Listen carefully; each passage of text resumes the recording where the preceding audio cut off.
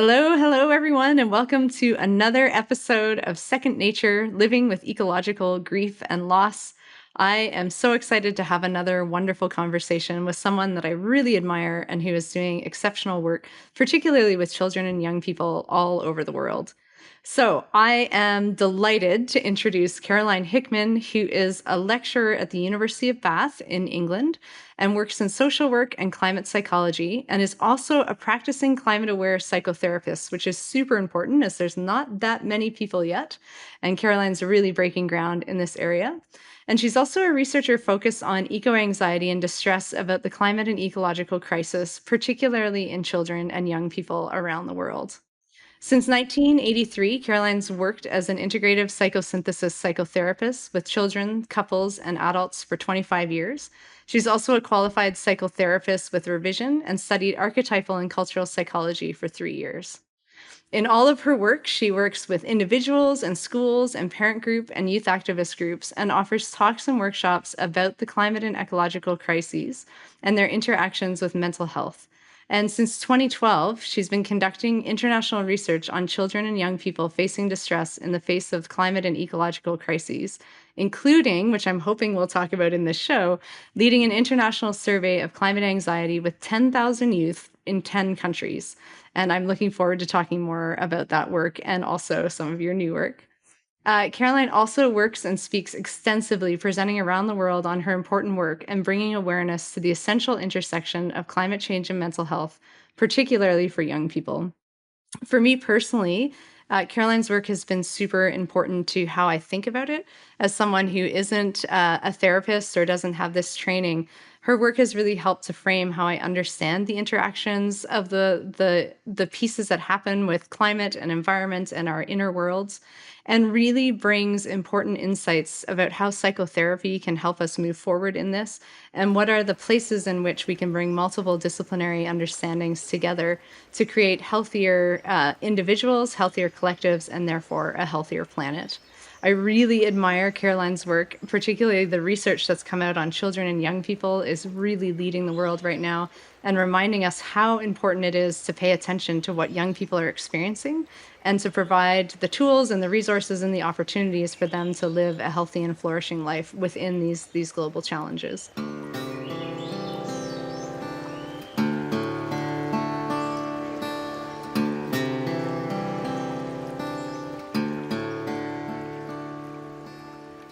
So it is such a delight to welcome you to Second Nature today. Thank you so much, Ashlee. I was really looking forward to this conversation with you. Yeah, myself as well. I really admire your work, and I really admire how you talk about the complexities of the work and make it really accessible to people. So, I mean, I want to start. What was your journey into ecological grief and loss? I mean, you've been a therapist and a trained psychotherapist for decades. So how did you end up in this space, in this place? Yeah.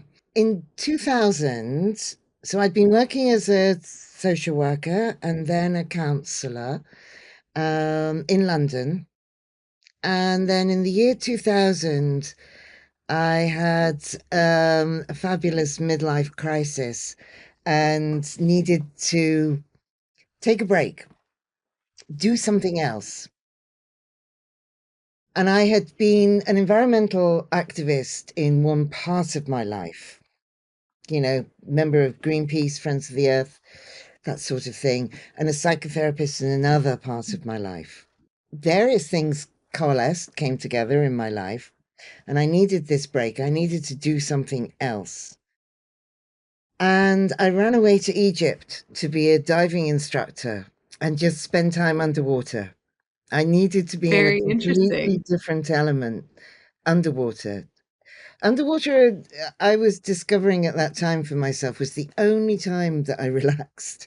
It was the only time I felt at peace. It was the only time that I felt completely at one with my environment and didn't have such a disconnection or stress about my connection with the environment. And so there I was, living in a little apartment on a rooftop overlooking the desert in Egypt and overlooking the sea, spending every day underwater, teaching people to dive, hanging out with coral reefs and sharks and just dolphins, and quite immersed. I mean, it's a bit of a bad joke to make, but I was very much immersed in that marine environment, and I was spending hours every day underwater, and I felt more at home there than I did on the land for a while. And then I started noticing what was happening to the coral reefs and noticing the impact of climate change. And although I'd seen it and knew of it, I think I knew of it theoretically, intellectually, living in London. I had this distant relationship with it. It wasn't hurting me in the same way. I could see it and understand it, but didn't feel it in quite the same way. And suddenly the environment that I was inhabiting was affecting me, and I was seeing what was happening to it. And the grief of that hit me in a completely different way. And I found myself crying one day underwater into my mask, which is a very difficult thing to do because it fills up with water. And the grief, I felt the grief in a completely different way, because this was about love. This was a environment that I completely loved, and I could see the worsening impacts of climate change over the 10 years that I'd been spending diving out there. Um, and at the same time, I started having dreams, and I started dreaming about climate change, and I started dreaming that animals were speaking to me, whales in particular, sharks, dolphins. And I started to think, well, I need to go back. I need to go back to work. And I started dreaming about psychotherapy, and I'd be a terrible therapist if I didn't listen to my dreams, right? So I started listening to them, and I'd been out there nearly 2 years. Um, and I thought, well, I need to come back and go back to work and try and find a way to integrate these different parts of my life, bring them together.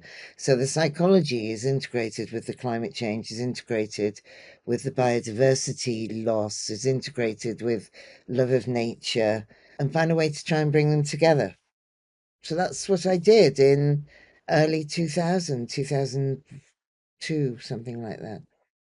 And because of my social work background, I'd always had a particular interest in children and young people and disenfranchised voices, voices that are often dismissed or not heard or misunderstood or patronized. And so I'd done many years' work with young people and children following trauma, finding different ways to help them communicate and express how they felt, and understanding about the way trauma changes the way we feel about ourselves in the world, and how to understand that and interpret it psychologically, and not take it literally, but understand the symbolism of it. And my psychotherapy training and the other training that you referenced, the archetypal cultural psychology, was very Jungian. It was very much about working with stories, with symbolism, with archetypes.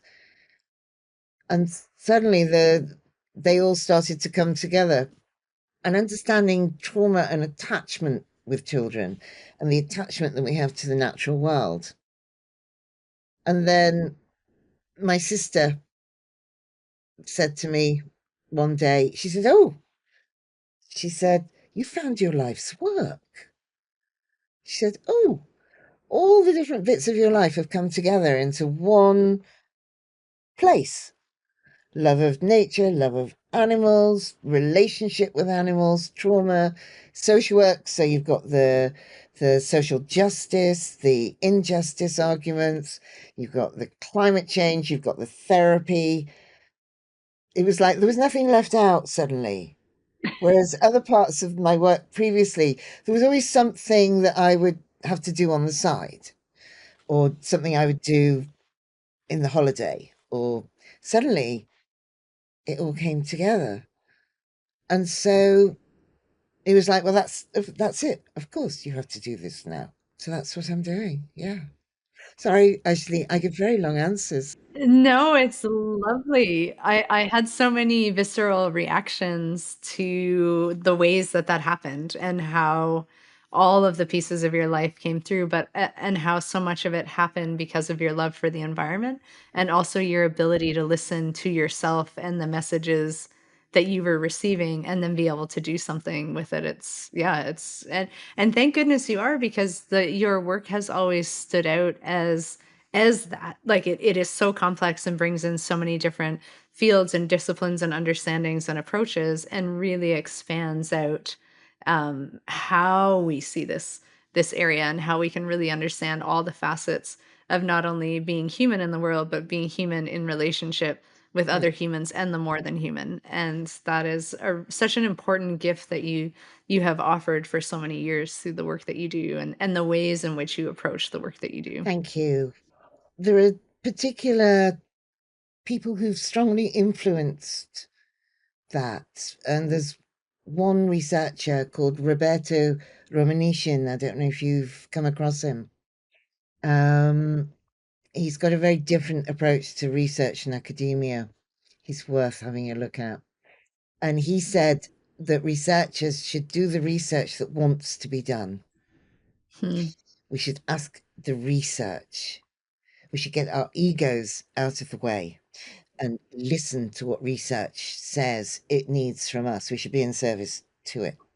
He talks about the Hmm. soul a great deal. And when I read that years ago, I just thought that's it. That's the approach to take, to Hmm. listen to that rather than me constructing what I think.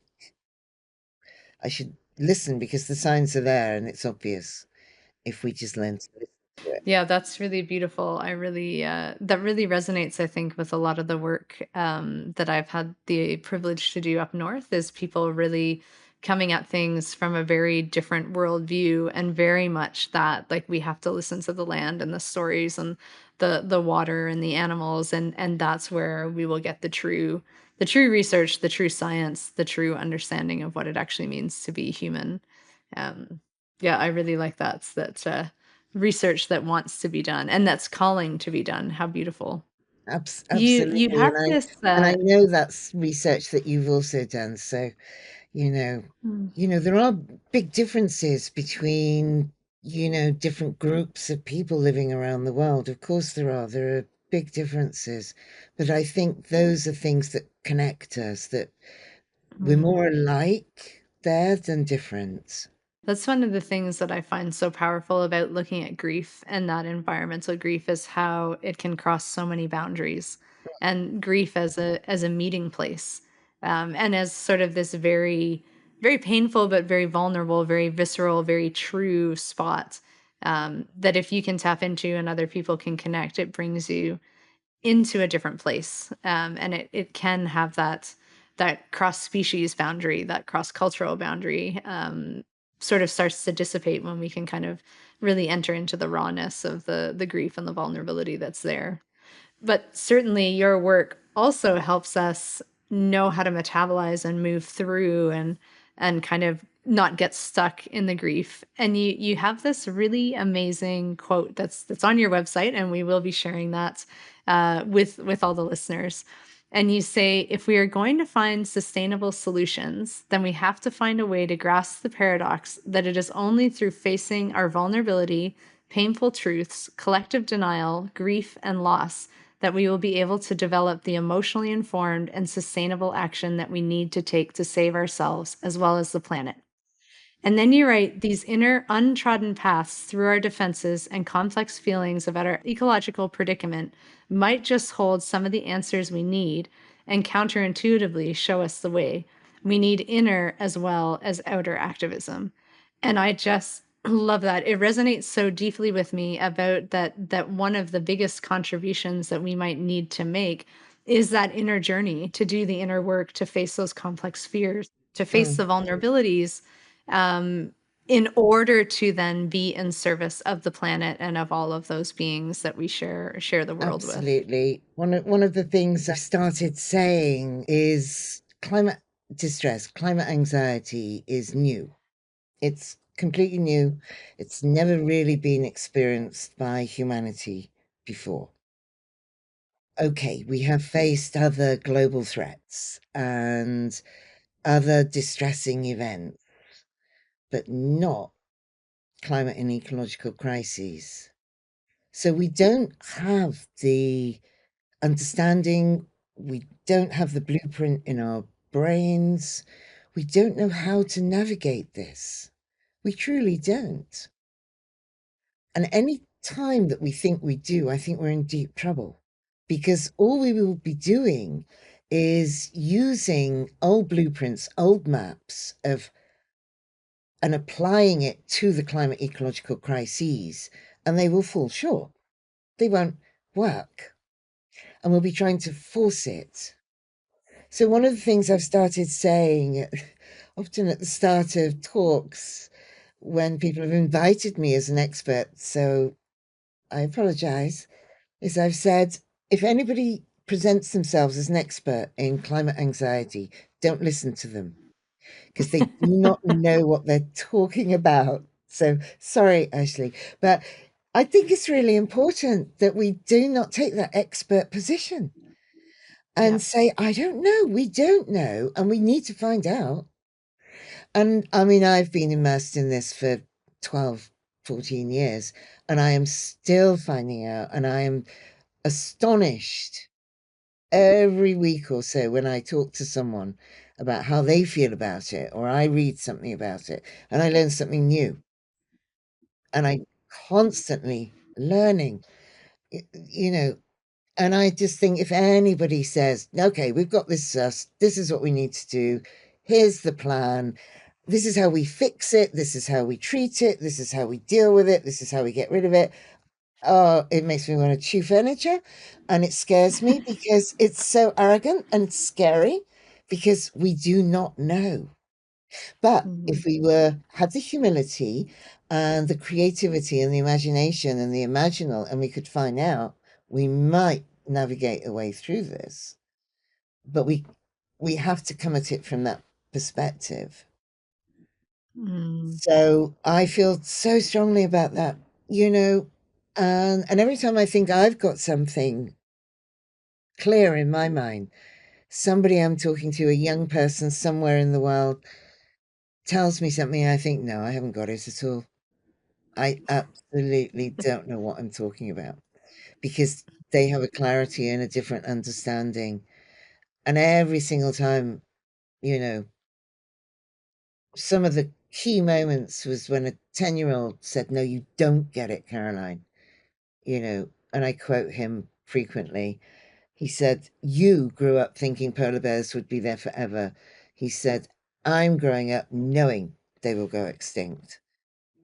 And he just stopped me in my tracks. I thought, yeah, I don't know what it's like to grow up knowing Mhm. these amazing creatures will go extinct. So, yeah, as an adult, I've had to grieve them, Mhm. having assumed they would be there forever. But this child has grown up in grief, grieving Mhm. constantly for the loss of something, a beautiful creature, that at the same time we encourage children to love and be in awe of. And there's a denial around that. Another child in the Maldives said, you know, climate change is like Thanos, you know, whose ideology is to kill off half of life in the universe so the other half can thrive. But we're the half being killed off. Again, Mm. these are children facing the grief and the loss whilst living within this, living with it, living their lives, watching this, feeling helpless. I'm not saying they don't have agency, they do, and they have a voice, and we must listen to them. But they are trying to communicate about what it means to live with grief and not expect there to be an end point anytime soon.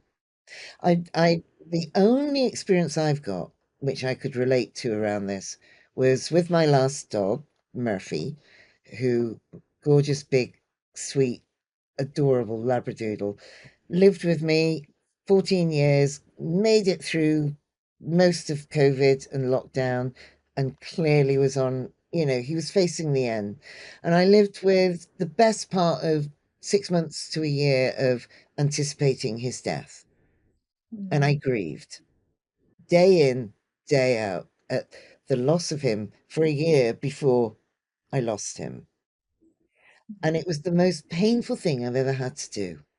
It was far more painful than the actual death of the dog. Mm. Living with the anticipation, knowing he would leave, not knowing when that would be, not knowing what I could or could not do about that, the helplessness, the way it ripped my heart apart because I loved him so dearly, and not knowing how to function normally and stay joyful and enjoy the walks whilst wondering what it would be like without him. I mean, it was just extraordinary. And it took me a long time to figure out how to be with that because I just cried such a lot in anticipation. And then I kept saying to myself, well, you can't just cry about the loss of your dog because he's still here. So, Mm. how are you going to honor his life and grieve him and continue to honor life Mm. beyond this dog? Because, I love him, but he's not the only creature in the world that deserves love. And I finally figured some of it out, which was, if it was his last week on Earth or last month on Earth, I had to make it a good one. I had to celebrate life whilst facing death with him. So I bought a lot of his favorite squeaky balls. I emptied the shop. We walked by the river every day because he loved swimming. I bought him chickens. I roasted that dog a lot of chickens. My sister said, he must be saying, yeah, she's finally caught on what I like eating just before I die. This is not great, right? How come it's so good now, right? He was hardly hard done to. But I realized I had to celebrate his life whilst grieving his death. And because it was all about love, the depth of love and affection I had for this dog. And I had to make love part because we grieve as much as we love. Mm. We don't grieve if we don't love, really, do we?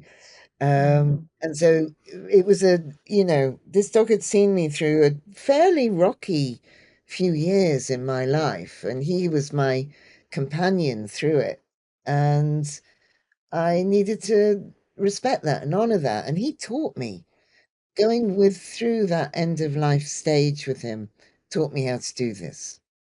And then, which I'm grateful for, because it meant I had a very different, again, visceral, personal relationship with that loss and the loss and the love that I have for nature, much of which was embodied in that one dog. Mm. Then it also then showed me how to try and approach the grief and the loss and the fear and the anger that we have around climate change and the ecological crises and the loss of the beauty and the environment and the world that we love, whilst living within it, whilst still celebrating it, Mm. whilst keeping the love alive and not collapse into grief to the point where we're all doom and gloom, apocalypse, catastrophe, it's hopeless. But on the other end of the spectrum, we're not all naive. Oh, it'll be fine, in denial, you know. Oh, it's just the dog, you know. That we somehow need to hold the tension between these opposites. It's a very Jungian way of thinking, to hold tension between Mm. opposites, and then something else emerges in the middle of those two, Mm. which is a third way of being, where we live with grief and love, but we don't deny it or suppress it or get rid of it, but we stay alive to the love. Mm. And the tears are always close, but the love, you can stretch your heart wide so that you can have your heart wide enough to encompass the grief and the fear and the anger. Oh, That I is do very, very, so. very long answers, Ashley. I'm sorry. No, it's so expansive though. I think about it as like how like grief is an honor song. Like Mm, what is it that we can show that through this grieving and through the works and the labors and the pain and the vulnerability, it's a way to honor what we love, what we're connected to. mm, And thinking about it, like some people will phrase it as the gift of grief, but I think it's also the honor of grief, that even though it's painful, it's because we've had this expansive experience that you're talking about that has allowed us to love and then therefore to grieve. But I love at the end there when like the image of stretching your heart wide so that it is simultaneously holding the grief and the love and the awe and the joy and the pain and like all of that together, that we can be these expansive beings, and that is a skill set that we actually need in this moment, in this time, if we're sort of connecting to what is actually happening on the global scale, but mm. without giving up or without being naive or thinking, oh, someone else will fix it, or technology will solve it. That's always the sort of response. So the personal work that we all need to do to become expansive beings now, to address these challenges that haven't quite happened to humanity in the ways that they are now, is just such a wonderful reframe of how do we deal with these challenging times, or how do we develop the skill sets to deal with these challenging times. Yes, and how do we sniff our way through it? And how do we Yeah. listen to their voices? Because the children so often embody, I think, the grief and the pain and the rage of the world for us, because they're closer Mm, in many ways. I know I'm generalizing, but children have not had that, generally speaking, they've not had it knocked out of them so much. mhm, They still have this active imagination. They there's an identification with the innocence of animals, because children and animals have not caused the climate crisis, but they're the ones paying the price for it. mhm, They're the ones suffering the most from wildfires and smoke and polluted water, and but they've not caused it. They are genuinely completely innocent here. And I mhm, think children often identify with animals. And a lot of the qualitative research I've done, uh, children voice that very quickly. So, uh, the, so I use a free association narrative interviewing methodology, and I ask children to personify climate change as an animal or a plant. mm, So I say, if climate change is an animal, what would it be? And what would it say? So I want to personify climate change as an animal and see what the voice of climate change is. And this qualitative research is with children as young as 5. And when I started using that methodology, I had no idea how well it would work. Um, and children are extraordinary. They just go, oh, mm. climate change.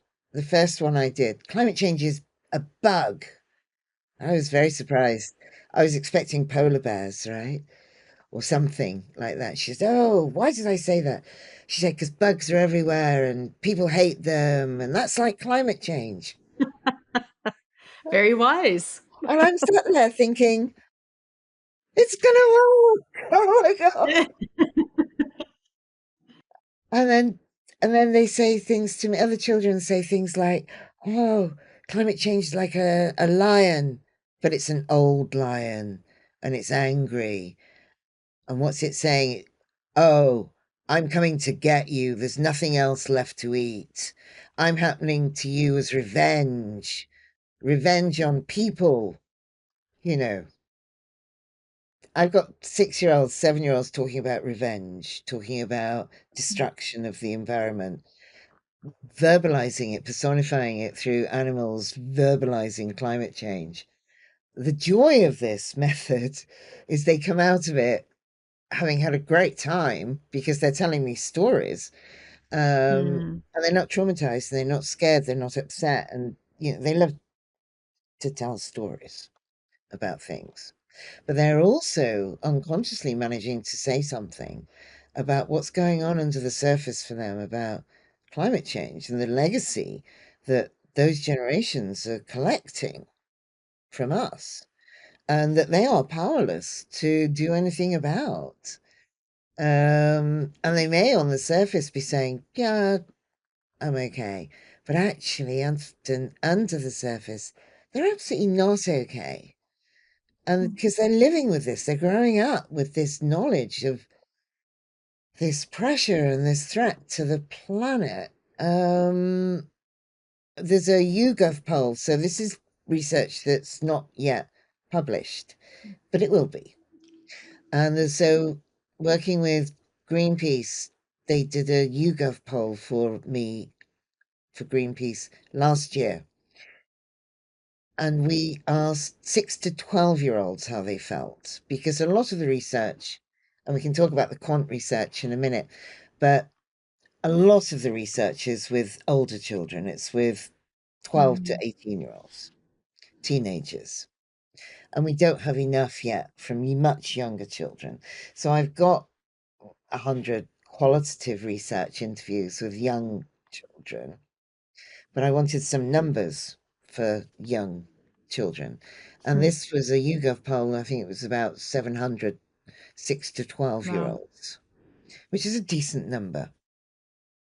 And 78%, Ashlee, of 6 to 12-year-olds told us they were worried about climate change.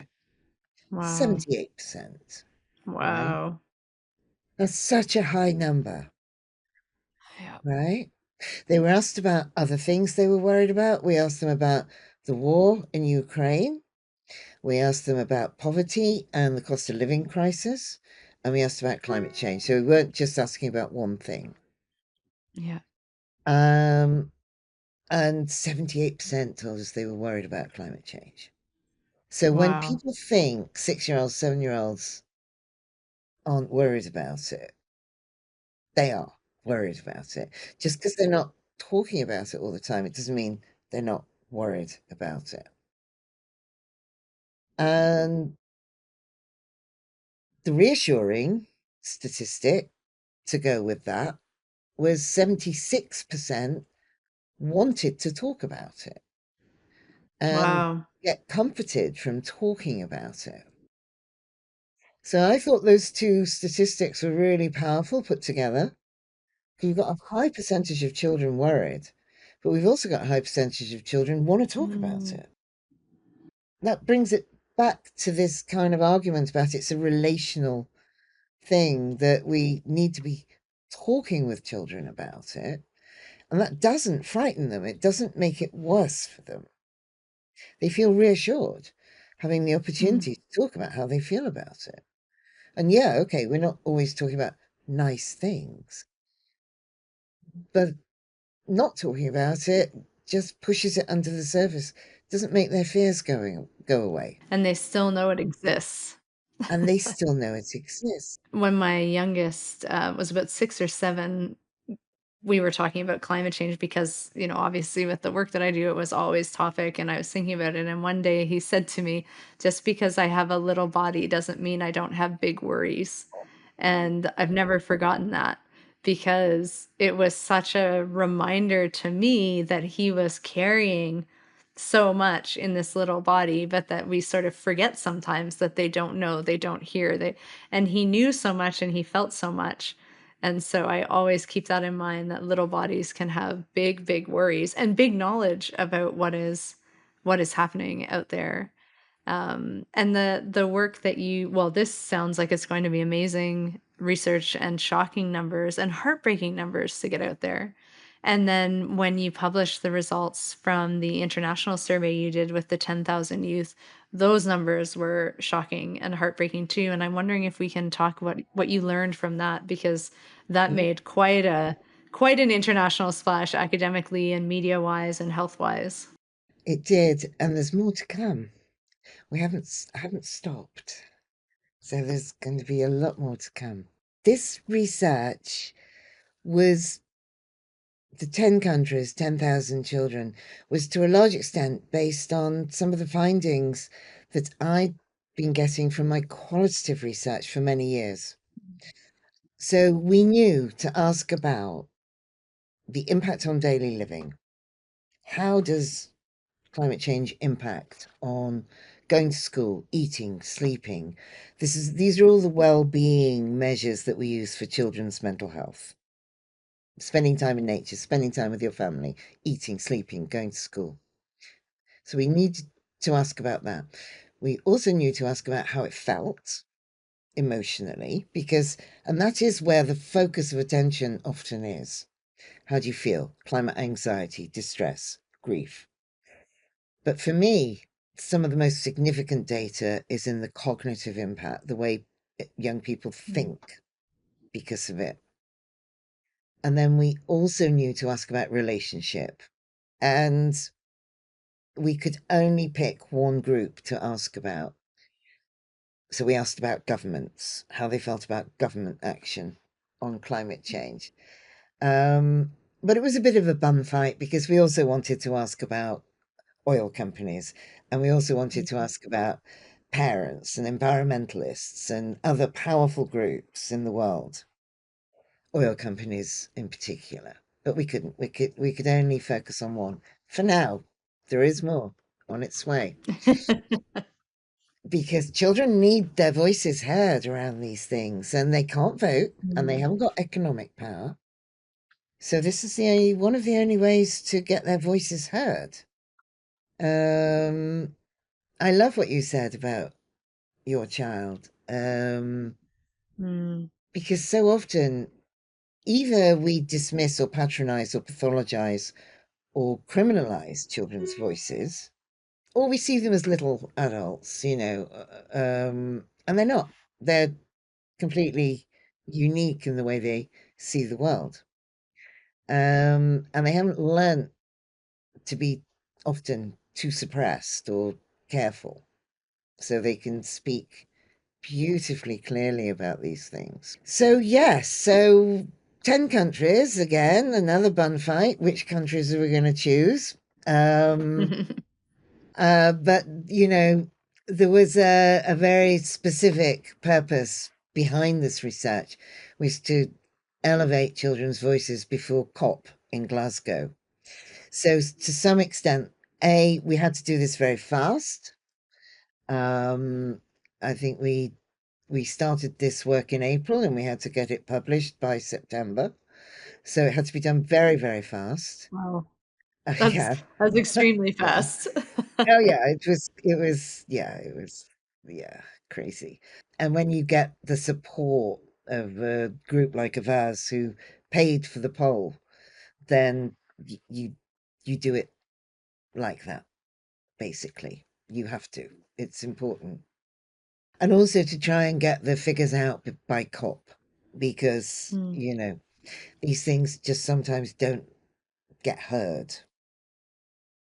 So yeah, we had to select because it was fast. We couldn't always be as refined as we wanted to be. They had to be English speaking countries. They, and that is a problem with this, you know, but they had to be in order to do it fast.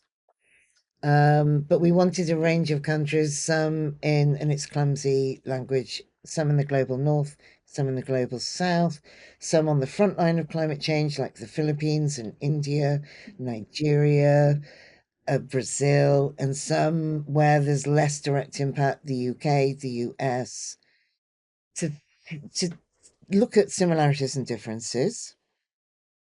And when you look at the impact on daily living, it's not no big surprises, right? India and the Philippines, 74% of respondents said it had a huge impact on daily living. And if you contrast that with the UK, which is 26% or 28%, very low. So we've got big differences. We've got Nigeria, 66%, Brazil, very high. In Europe, 37. So you've got Portugal at 37. So you've got that range. So No huge surprises, except big impact. 74% of young people in India and the Philippines Mm. having a direct impact on their daily living. It's shameful and shocking, right? In Hmm. the emotional, I'm just picking out some of the things that I think are most impactful. Climate change makes me feel. We talk about climate anxiety a lot, don't we? Yeah. Hmm. But, and it's, we've missed the boat on calling it something different, really, which is fine. I really don't care what people call it.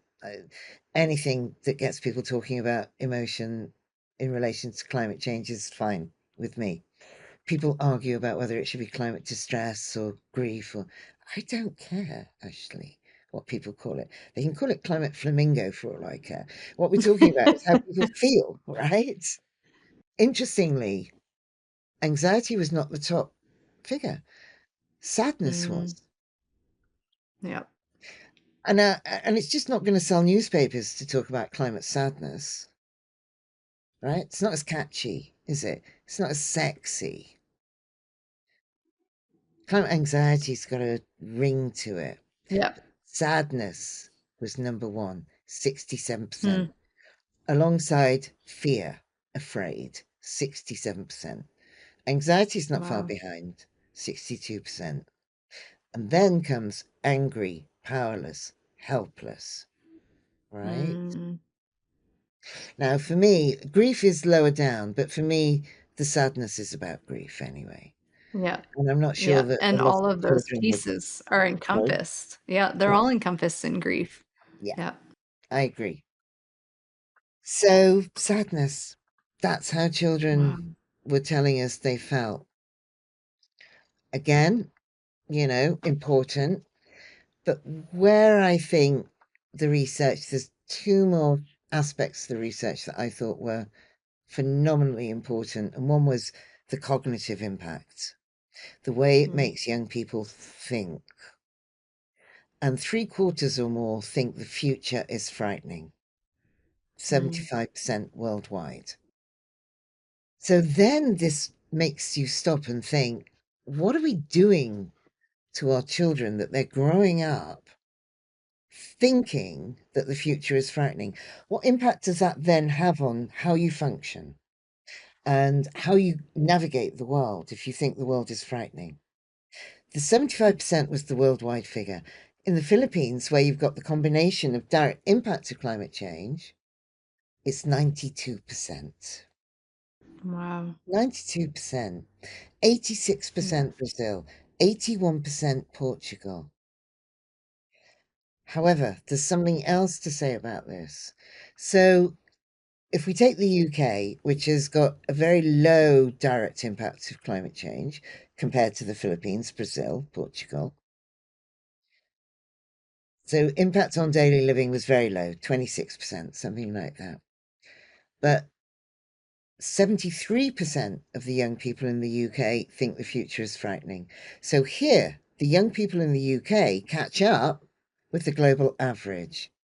So just because the young people in the UK or the US or Finland are not facing the direct impact of climate change, it is having the cognitive impact on them.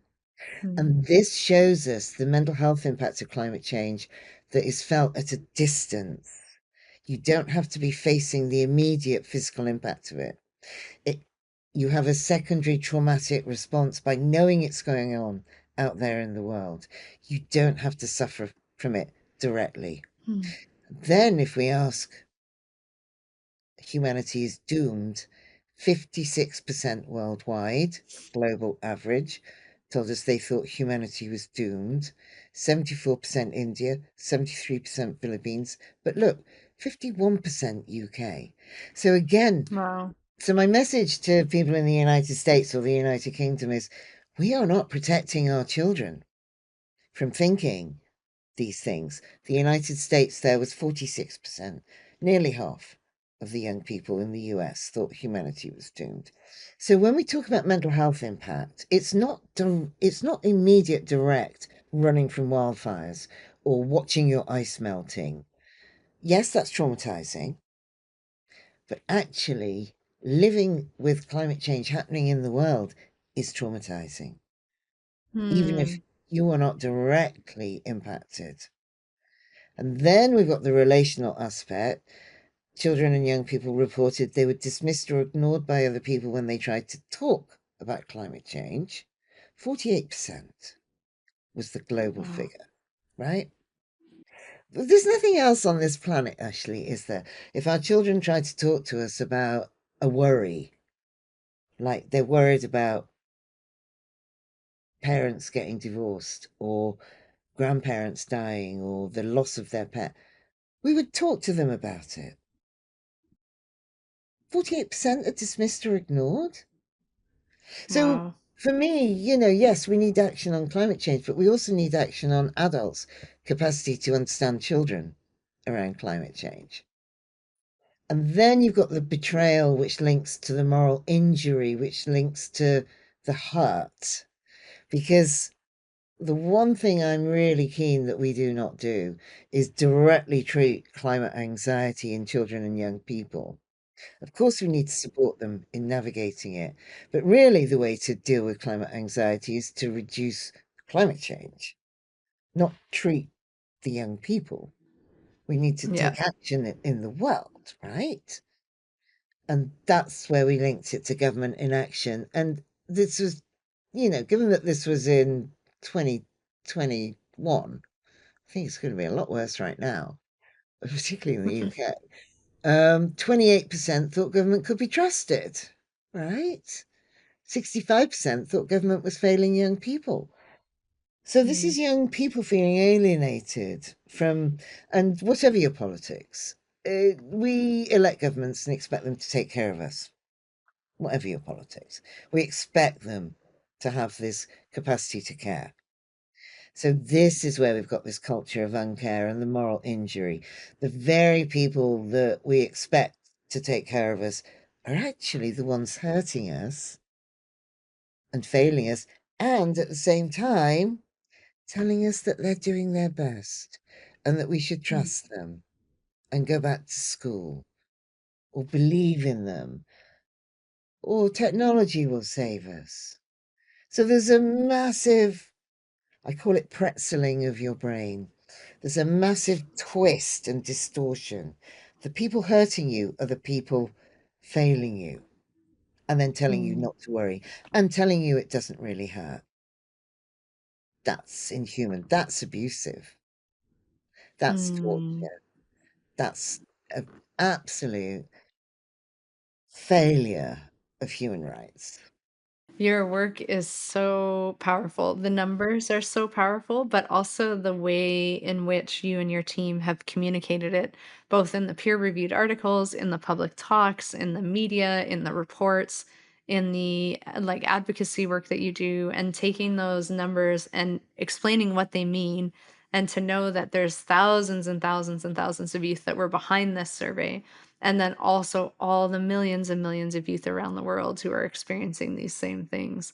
I find it so staggering every time I listen to you, and so staggering to hear the numbers and know what is happening, and then imagining where people are now more and more.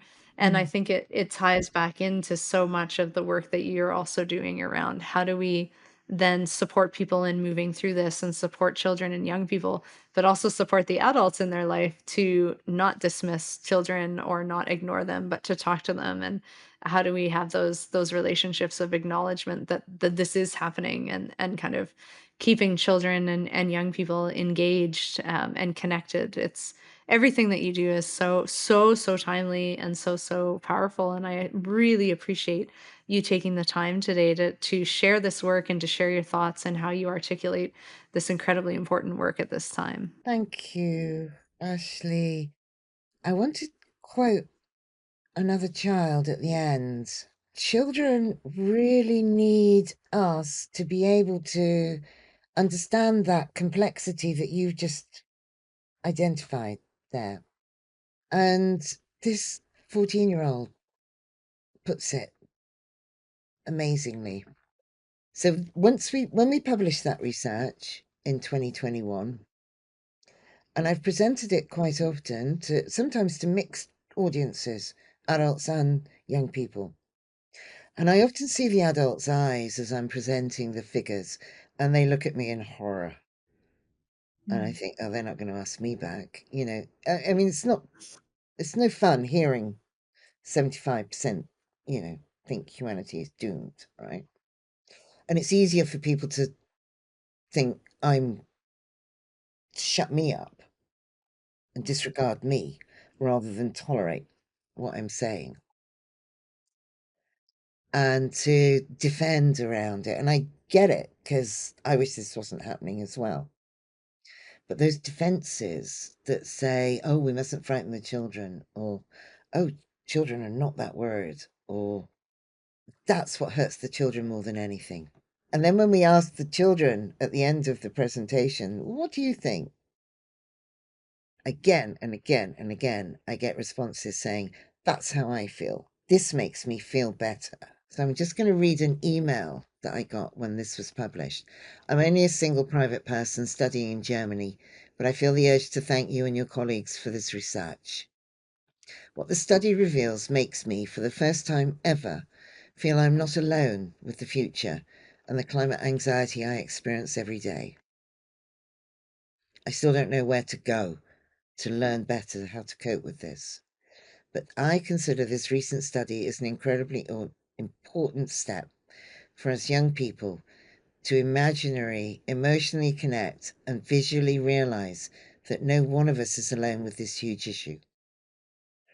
I really hope the message of your study reaches politicians around the world, as well as all socio-psychological professions, so they can react to the needs of us young people. Wow. She's awesome, isn't she? I wrote that to Yeah. her and said, amazing, can I quote you? She says, yeah. She's gone on to do her own research in climate anxiety at college. So she's continued.